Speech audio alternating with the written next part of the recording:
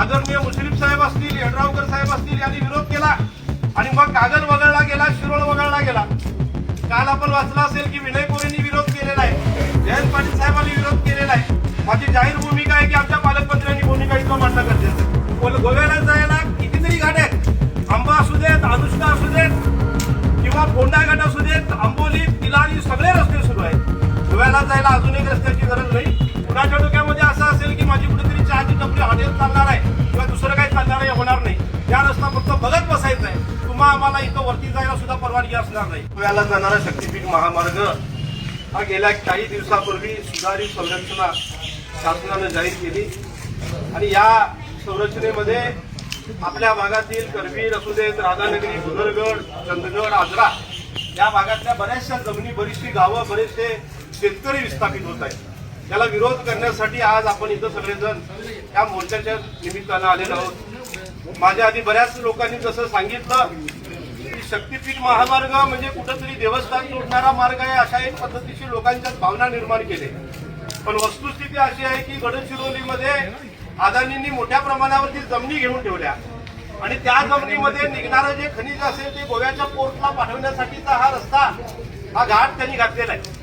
खरं तर नागपूर पासून रत्नागिरीपर्यंत एक रस्ता आधीच उपलब्ध आहे आणि तो या रस्त्याला पॅरलल आहे. आणि त्यामुळं ज्या वेळेला विदर्भ असेल, मराठवाडा असेल, इथली कोरडवाहू जमिनी जाते, पण आमच्या पश्चिम महाराष्ट्रातली अतिशय सुपीक जमीन या निमित्तानं जाणार आहे आणि शेतकरी देशोधडीला लागणार आहे. मित्रांनो, आधीच्या टप्प्यामध्ये शिरोळ होता, कागल होता. आदरणीय मुश्रीफ साहेब असतील, यड्रावकर साहेब असतील यांनी विरोध केला आणि मग कागल वगळला गेला, शिरोळ वगळला गेला. काल आपण वाचलं असेल की विनय कोरेंनी विरोध केलेला आहे, जयंत पाटील साहेबांनी विरोध केलेला आहे. माझी जाहीर भूमिका आहे की आमच्या पालकमंत्र्यांनी भूमिका इथं मांडणं गरजेचं आहे. कारण या पालकमंत्र्यांच्या ठिकाणीच हे सगळे तालुके येत आहेत जिथं आमचे सगळे सुपीक जमिनी जाणार आहेत आणि शेतकरी देशोधडीला लागणार आहे. इथलं पर्यावरण अडचणीत येणार आहे. आणि मग अशा वेळेला, ज्या वेळेला आपल्या सगळ्या लोकप्रतिनिधीने आपली भूमिका मांडलेली आहे, या लोकप्रतिनिधी हा रस्ता आमच्या भागातून आमच्या कामाने. तुम्ही कोल्हापूरमधून खाली उतरा, गोव्याला जायला कितीतरी गाड्या आहेत, आंबा असू देत, अनुष्का असू देत किंवा फोंडा घाट असू देत, आंबोली, तिलारी सगळे रस्ते सुरू आहेत. गोव्याला जायला अजून एक रस्त्याची गरज नाही. आणि म्हणून तुम्हाला गोव्याला जायचं असेल तर त्याच्यासाठी शक्तीपीठाच्या माध्यमातून आमच्या शेतकऱ्यांची जमिनी काढून घेऊ नका. आम्ही रक्ताचा शेवटचा थेंब असेपर्यंत या शक्तीपीठाविरुद्ध लढणार आहोत. पण कुठल्याही परिस्थितीमध्ये आम्ही जमिनी देणार नाही. आमच्या पक्षाच्या वतीनं परवा आम्ही मेळावा घेतला तरी कोल्हापूरला आणि त्यावेळेला आदरणीय उद्धव साहेबांच्या सूचनेखाली आम्ही बऱ्याचशा गोष्टी आम्ही सांगितलेल्या आहेत. पण निश्चितपणे पक्ष म्हणून नव्हे तर संपत ज्या पद्धतीनं आपण आजऱ्यामधून याची सुरुवात केली की आपण एखादा लढवू त्यावेळी सर्वांना एकत्र घेणं आवश्यक आहे. सगळ्यांना सामावून घेऊ, त्याची अडचण काय आहे आणि याचा फायदा कुणाला होणार आहे हेही सांगणं आवश्यक आहे. रस्ता ज्या वेळेला होईल त्यावेळेला मोठ्या प्रमाणामध्ये पूल तयार होणार आहेत, पुराची परिस्थिती होणार आहे.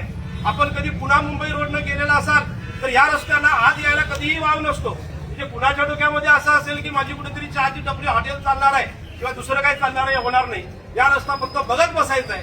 तुम्हा आम्हाला इथं वरती जायला सुद्धा परवानगी असणार नाही. आणि म्हणून जो रस्ता ज्याची आमच्या शेतकऱ्यांना गरज नाही त्या रस्त्याला विरोध करणं पुढचं आमचं कर्तव्य आहे. खरं तर आजरा तालुक्याची रचना फार छोटी आहे आणि इथं धरणं फार मोठी आहे. म्हणजे दरवेळेला धरणासाठी आमच्या लोकांनी जमिनी दिल्या, त्याचं पाणी खालती कर्नाटक वापरते किंवा बाकीची लोक वापरतायत. आता रस्त्यासाठी जमिनी द्यायच्या, पण त्यावेळेला त्याचा आमच्या लोकांना उपयोग नसेल तर आम्ही तुम्हाला जमिनी का द्यायच्या, आमचा विरोध असणार आहे. आणि म्हणून पुढच्या टप्प्यामध्ये ही लढाई तीव्र होण्यापूर्वी शासनाने याची दखल घ्यावी आणि आमच्या भागातून कुठल्याही परिस्थितीमध्ये हा रस्ता होऊ द्यायचा नाही एवढी भूमिका आपण या निमित्ताने घ्यावी आणि एवढं सांगतो आणि थांबतो. अशाच नवनवीन अपडेट्ससाठी डिजिटल कोल्हापूर चॅनेलला सबस्क्राईब करायला विसरू नका.